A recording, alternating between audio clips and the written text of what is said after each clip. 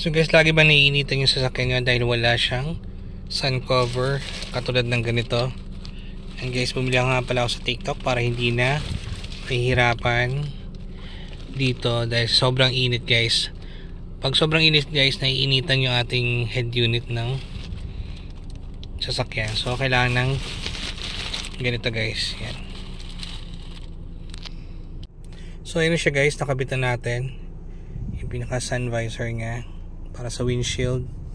Yan, mapoproteksyonan guys ang inyong mga head unit, lalo na yung ganito kalaki na 13 inch. So yan siya guys, mahaba siya, covering niya lahat mula dulo hanggang dito. Yan.